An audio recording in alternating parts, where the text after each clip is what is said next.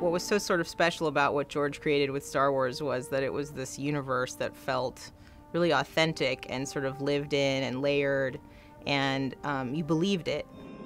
The movies are so rich and so full of detail, and you know that there's a ton of things that aren't revealed in the movies, but that obviously exist in the lore of Star Wars, in the story of Star Wars.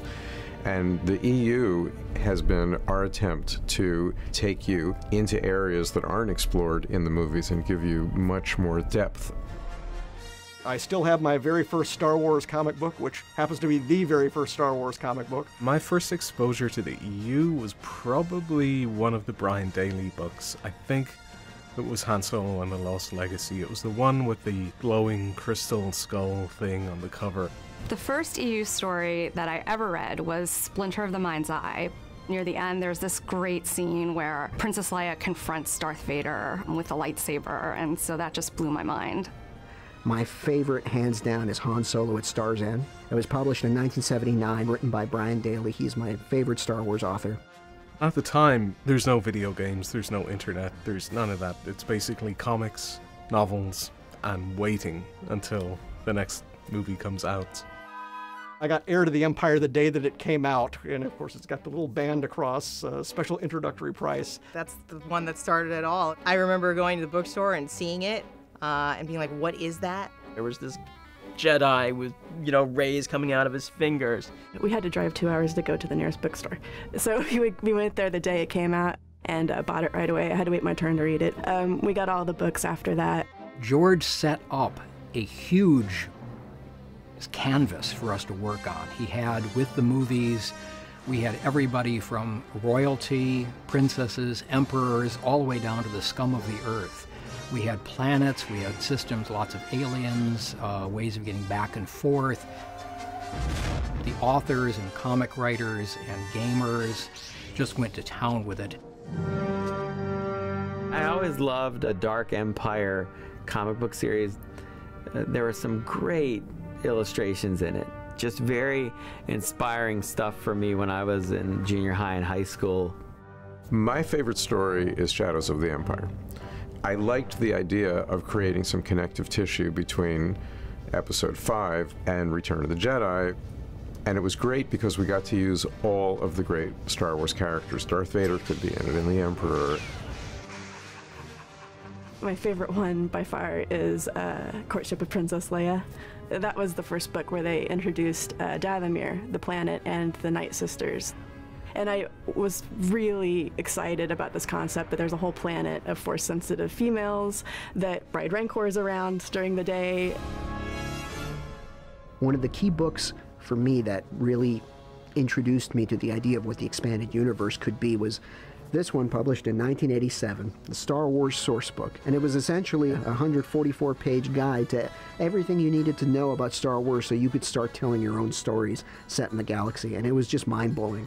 You know, the idea that I could finally find out how an X-Wing fighter works or what these alien creatures in the background of the cantina are like. A whole lot of people got introduced to my work because they played the Knights of the Old Republic video game. And of course I was writing Knights of the Old Republic comics. By creating a cohesive whole that everything belongs to, it gives a lot of different points of entry for fans to come in, as Obi-Wan puts it, to take their first step into a larger world.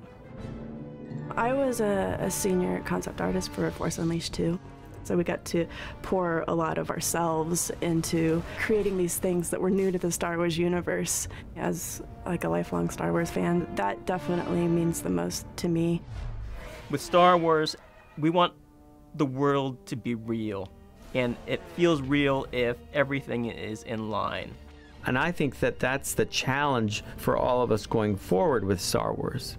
How are we responsible with what was, and how do we, still move forward even if things become very different? We now have a story department so that there truly can be one consistent narrative, and that's always been the dream. I think the idea of aligning the content is actually a really fantastic and exciting opportunity that no other fictional universe could really even support. We're going to be able to bring fans a unified vision in a way that we've never done before. And I think that it's also a sacred trust to be invited to be a part of telling stories inside this universe, because it's so precious to people. And I understand that because it's precious to me.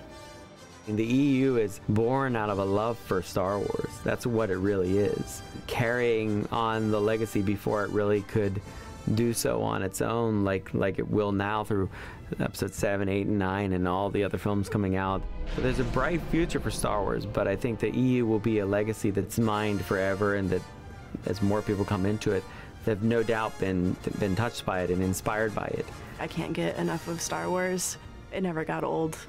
Just kind of soaking up everything I possibly can about Star Wars and the universe. There can never be enough of that.